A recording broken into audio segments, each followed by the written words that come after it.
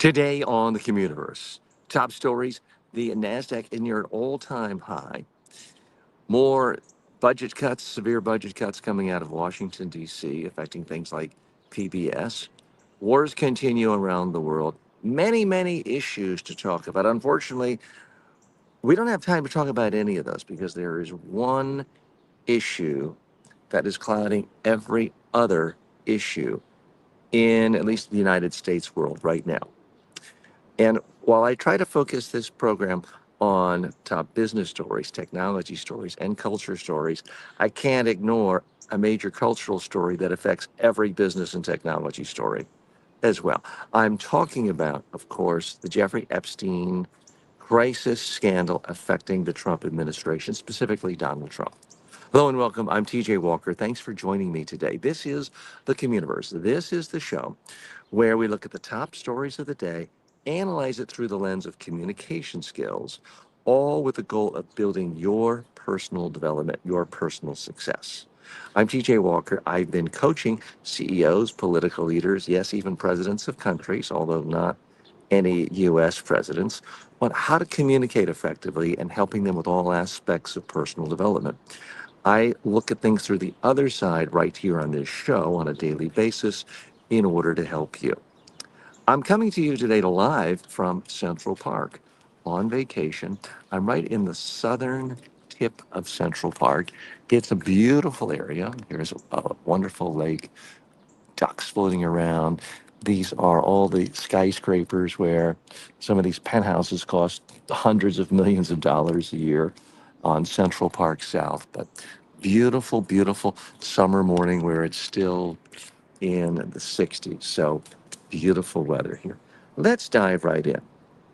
If you are a student of communication crisis, of communication skills, of politics, there is nothing, and I mean nothing, more fascinating than what's going on right now in this Jeffrey Epstein case. For those of you who are not familiar, Jeffrey Epstein, well-known convicted pedophile who is, according to official records, to have committed suicide in 2019. He is someone who was on trial, facing charges for running a sex pedophile ring involving hundreds, if not thousands, of underage girls, where he molested them, raped them himself, and also was in a constant swirl of wealthy older men, such as himself, a part of his role. Everyone from Prince Andrew was implicated. Numerous luminaries across the political spectrum were known to have associated with him, traveled with him, gone to his island where many of these things happen. Well, the number one person involved that's getting attention is none other than Donald Trump. Now, Donald Trump says he barely knew the guy, didn't like him, doesn't know what all the hullabaloo is about. He's telling his supporters that, hey, there's nothing to look at here. I don't want the support of anyone talking about this issue. Now, the great irony is Trump was peddling this story himself for years when he was outside of government. He was really playing up that there was this big conspiracy. His strongest supporters, people like Alex Jones, are demanding that there be a thorough accounting, all files be released. People like Dan Bongino, people like Kash Patel, well-known podcasters, right-wing influencers, were screaming about this issue for years. Well, now they're actually running the government. And they're saying, oh, nothing to see here, folks. So it's one thing for Democrats or liberals to sort of point fingers at Donald Trump. They've tried that before with the whole Access Hollywood tapes, the whole E. Jean Carroll situation, where Trump was not just accused, but convicted of crimes and sexually assaulting a woman. The allegations of E. Jean Carroll, very credible. All that seemed to be forgiven by his supporters and fans. Not this time. No matter what Trump tries to do, the issue doesn't seem to be going away. And from a crisis communication standpoint, which is how I'm looking at this, it's fascinating to see that a true master of the media, which Donald Trump is, in all fairness, that he's not able to change the subject because Donald Trump is one of the not one of the he's the best in the world at getting the media to follow him. Oh, I don't like what you're talking about here. I'll talk about annexing Greenland. I'll talk about making Canada a 51st state. I'll talk about taking the citizenship away from Rosie O'Donnell. All the normal tricks he's so good at changing the subject, of getting people to forget about a particular scandal, they're not working this time. And that's why I find it personally fascinating. Now, the latest is the Wall Street Journal has uncovered a book that was all about letters from famous people to Jeffrey Epstein celebrating his 50th birthday in 2003. And in this book, there is a drawing from Donald Trump showing women's body parts and talking about a secret that he and Epstein share. Now, this has aroused a lot of suspicion and curiosity from a lot of people. Trump's done his typical thing saying, I'm going to sue for $10 billion. I'm suing the Wall Street Journal. And for those of you unfamiliar with US politics, the Wall Street Journal is known as a very conservative publication owned by Rupert Murdoch, one of the titans of the conservative establishment who owns Fox News. So, frankly, one of Trump's biggest supporters. So, it doesn't ring credible that this is a liberal Democratic news mag out to smear Donald Trump. Interestingly, what he's claiming is, oh, I'm not a drawer. I'm not an artist. I've never drawn, essentially. This is bizarre because there are numerous documented examples of Donald Trump drawing skyscapes, drawing money trees, donating his drawings to charities, and raising tens of thousands of dollars for charity. So it's kind of like the whole Access Hollywood tape thing, denying that he ever said anything disparaging against women, and that here it is on tape with him saying he wanted to grab women in the, well, you may remember that. So it's comical at one level, sad at another, but it doesn't fly with anyone. Certainly Democrats, liberals, progressives, people who don't like Trump are having a field day laughing at this. But what's different is his own supporters are saying, hey, this is a line too far. We don't mind you getting convicted of felonies. This is essentially what his supporters have said. We don't mind you sexually assaulting and doing what most people consider, in average normal terms, raping someone like E. Jean Carroll. We don't mind that. An adult woman, maybe it's fit. We don't mind that. But pedophilia is something different. Elite, wealthy men passing around young girls like bowls of fruit and having sexual favors with them just seems too far even for them. And I see Patricia is saying hello and greetings from New York. Well, Patricia, glad to be here today.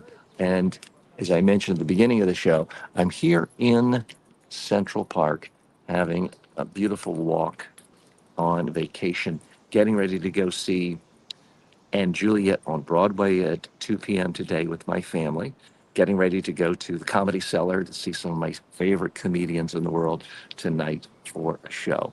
So hope you're having a great day as well. And I am on my cell phone today, just doing this without any Wi-Fi. So it's a little harder for me to see comments, but I appreciate the greetings and well wishes. So back to this Jeffrey Epstein case. It's so fascinating to me because, as I mentioned, I give dispassionate, unbiased commentary on communication on this channel. Do I have political views? Sure, everybody does. But I'm here primarily to analyze things through the lens of communication skills. And I'm here to tell you Donald Trump is a master at communicating. He's a master at deflating crisis situations for himself.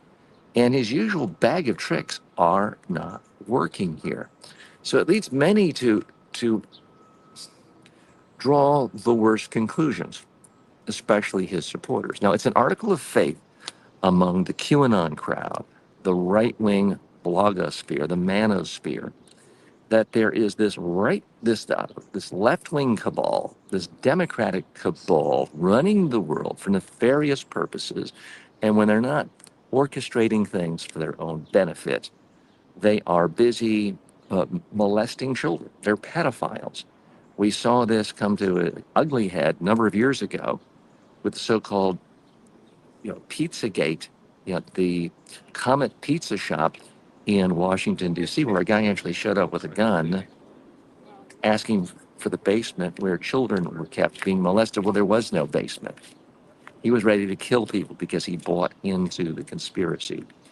Here, the theory is that there's this wide-ranging network of wealthy people like Bill Gates and Alan Dershowitz and Bill Clinton and all these liberal Democrats who, when they're not busy destroying the world, get together to molest children. And it has to be uncovered. That's the conspiracy theory. The odd thing about this theory is that there's absolutely no one in the world who is more directly connected to Jeffrey Epstein than Donald Trump. Jeffrey Epstein himself said, Donald Trump's my best friend. Donald Trump has said on many occasions publicly, praising Jeffrey Epstein in ways that are highly incriminating now. He said things like, it's been said that Jeffrey Epstein likes beautiful women as much as I do, and some of them on the younger side. Now, even more incriminating evidence coming out this week from the Wall Street Journal, where in this letter that was uncovered, that Donald Trump was alleged, and certainly seems credible, the drawings look like his drawings, the signature looks like his drawings. He alludes to the fact that they have a secret together and that enigmas like those two never age. So, what does this mean? Now, I try to run a responsible podcast here. I don't simply say, oh, here's somebody I don't like, so let me just make up allegations and assert them as fact. I'm not going to do that. But what I am going to do is try to use logic to tease this out, to figure out what is actually happening, what's actually going on. What we know for a fact is that Donald Trump was not at all embarrassed by the fact that he was indicted, 93 times, convicted of dozens and dozens of felonies. He wore that as a badge of honor. So we know that simply being accused of crimes, that doesn't bother him. He's proud to show off that mugshot and even merchandising it and selling it. So just crimes involving interfering with other countries' foreign policies, extorting people, misusing government documents, all of those, that doesn't bother him. We also know that credible allegations of rape don't bother him. Credible allegations and even convictions of attacking a woman, as he did with E. Jean Carroll, that doesn't bother him. So it raises the question, what crime could he have committed that he's now bothered by, where he's saying, let's not talk about it? Where he's saying, well, let's change the subject. What possible crime is worse than financial felonies, misuse of government, corruption charges, abusing a woman, attacking? What's worse than that? That now all of a sudden he wants to change the subject on. Well, what crimes in general, again, I'm not accusing him of this, but what crimes could be worse? Well, murder is worse. I don't really think that Donald Trump is the kind of guy who'd put a gun to someone or strangle them and kill. So I'm ruling out murder. Cannibalism would be worse. He seems too fastidious to be involved in cannibalism, and I'm not in any way accusing Donald Trump of being a cannibal. Necrophilia would be worse than these other crimes. I'm not accusing Donald Trump of being a necrophiliac. But what about having sex with children? What about pedophilia? Well, is Donald Trump going to have sex with a 9-year-old child? I don't think that's credible. But what about sex with a 17-year-old, a a 16-year-old, which in the jurisdiction of whether it's Florida, whether it is the Virgin Islands, where Epstein's island was, the legal age of consent is 18 there. Is it possible? Ask yourself, can you imagine Donald Trump having sex with a 6 foot tall, gorgeous, fully developed 17 and a half year old when he didn't necessarily know her age? Bingo. That's something I can easily imagine. Do I have proof? No. But ask yourself, why else does he seem so upset over this issue? Why else does he seem so defensive? Why else does he seem so wildly, desperately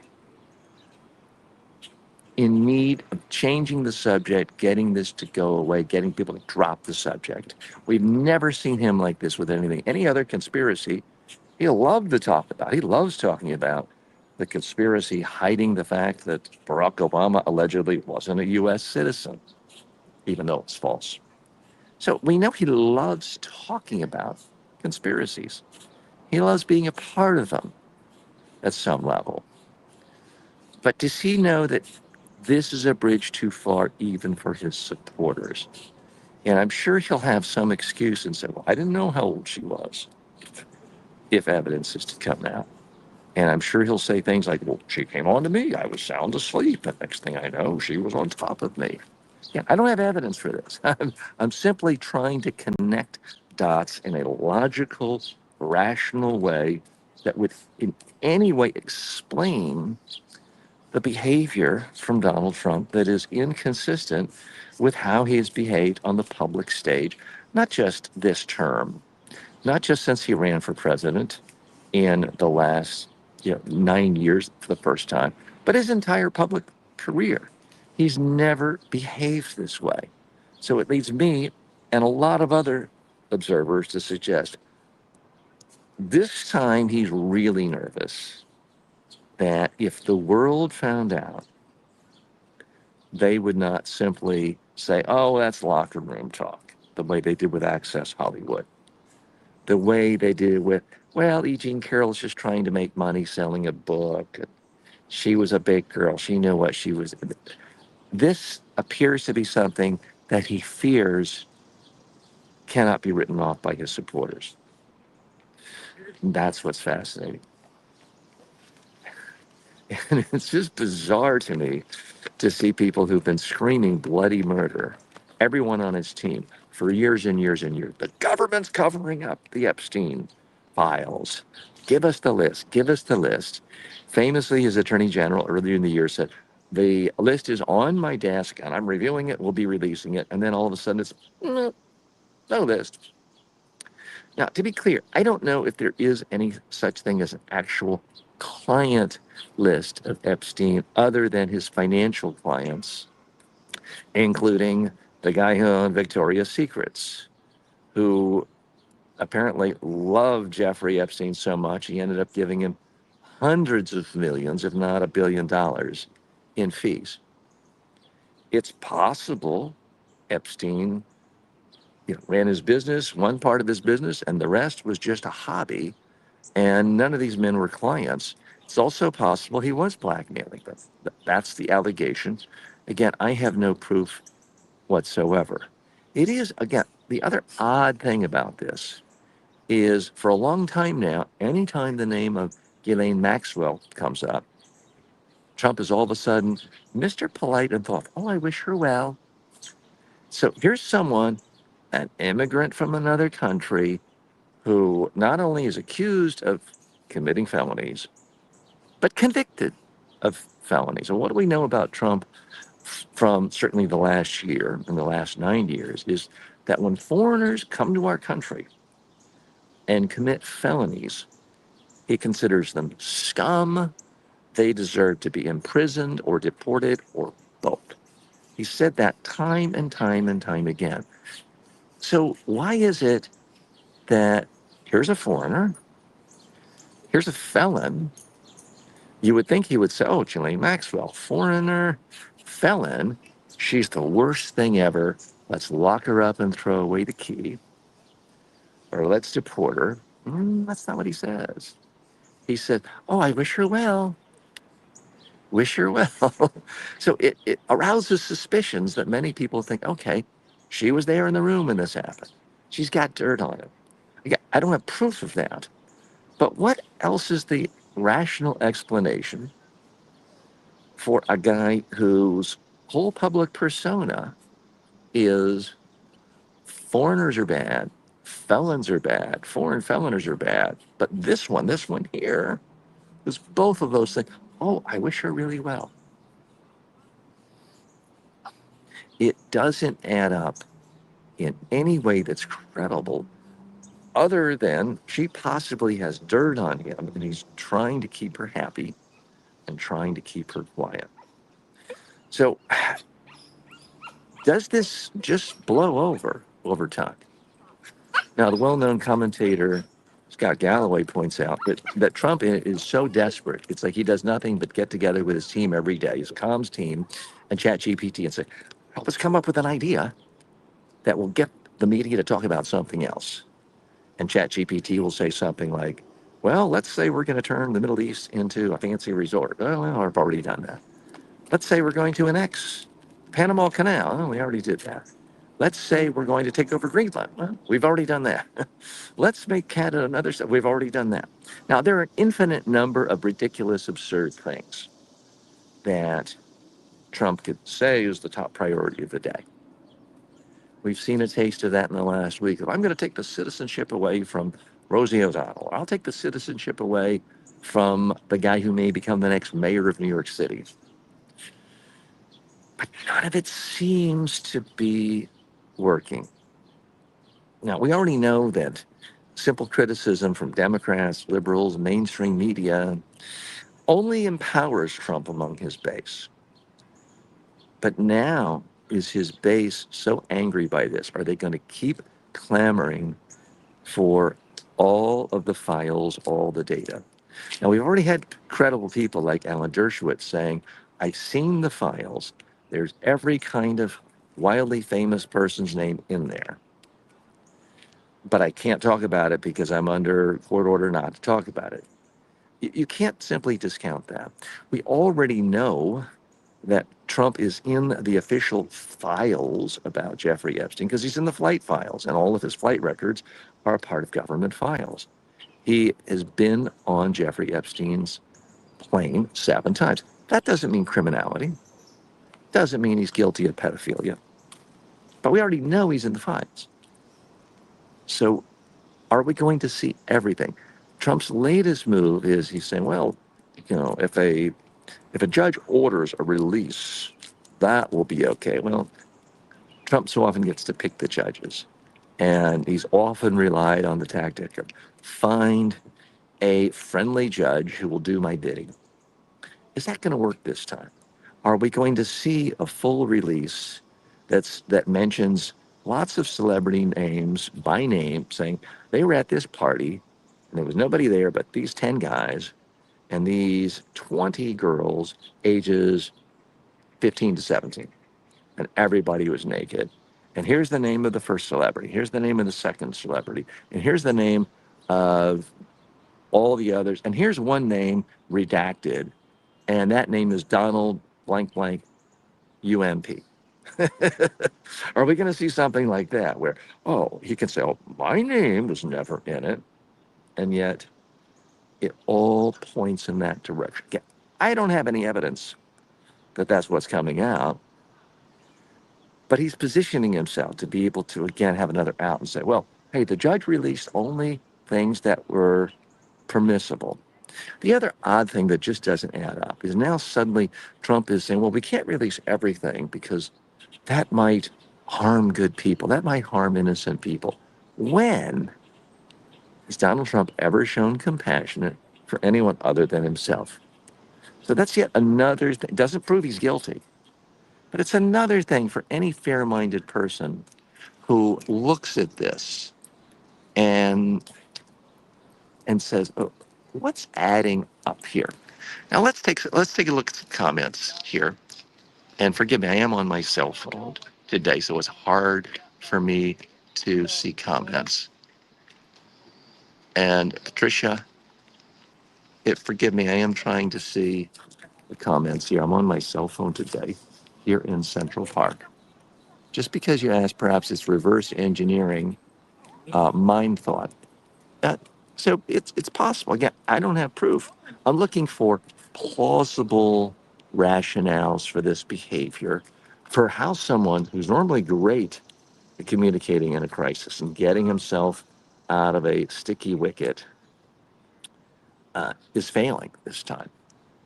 Let's look at more comments that have come in. Clean Cathcart says Dershowitz isn't credible. So, Cleon, I do think that there are a lot of things in the last decade Alan Dershowitz have said that do make me think he's lost a step or two. There's no doubt about it. But again, what he's saying is he's seen files and there's a lot of big names in it. That doesn't help him. One of the things you have to look at when someone is saying things and you're wondering about their credibility, does this help them? Alan Dershowitz has already been a part of this. He's already suffered reputational damage. There was a woman who claimed that she was underage and forced to have sex with Alan Dershowitz. He fought it. He fought it quite strenuously in courts, and he did get her to back down. So he's already suffered a lot of reputational damage for associating with Jeffrey Epstein for so long. So this doesn't help him. Uh, it reminding everyone again that he's been a part of this whole saga, intimately involved with Jeffrey Epstein. So I always look at someone's motive for lying, and there's no motive there for Dershowitz to do so, because A, he's been supporting Trump in so many instances where the legal establishment has been coming after him. B, this makes Dershowitz look bad. But C, there's just so many other players involved with this who claims, well, first of all, there's a file on almost everyone. And we know that the FBI and the government investigated Epstein because he had numerous investigations and trials and convictions. So we know there's investigations. What we don't know is, does it specifically say this particular person, this particular famous politician, had sex with a 17-year-old, a 16-year-old, 13-year-old? We don't know that. And I am not simply going to make an allegation.